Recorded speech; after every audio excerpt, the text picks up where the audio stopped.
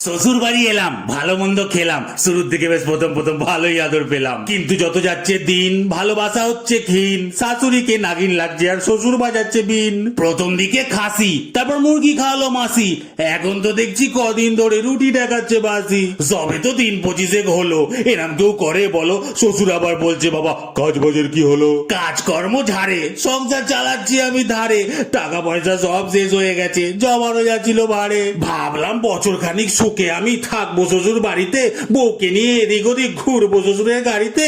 এখন তো দেখছি আমার জন্য তালা মেরে রেখেছে আলমারিতে, গামছা ফামছা সব তুলে রেখেছে, হাত মুছতে হচ্ছে ওই শাড়িতে।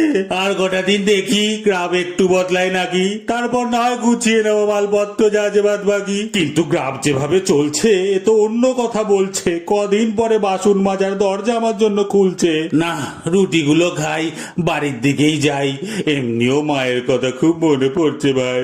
বাড়ি আবার সেই বালি, পকেট পুরো খালি। না, শ্বশুরের থেকে 2-500 ঝাড়ার প্ল্যান চালি, এতে হাফ রাস্তা পৌঁছে যাব। খিদে পেলে নেবো নুন চেটে, বাকি রাস্তাটা না হয় একটু কষ্ট করে মেরেই দেবো হেঁটে। বাইক দেবে বলে আমার গলায় ঝুলিয়ে দিলেই খেলে বল, বাইক তো এখন দূরে থাক, একটা সাইকেল হলেই হবে লাল। না আর করবো না দেরি, একটা দৌড়িয়ে ফেলি বিড়ি। এই সেরেছে শ্বশুর আসছে, ফেল তাড়াতাড়ি।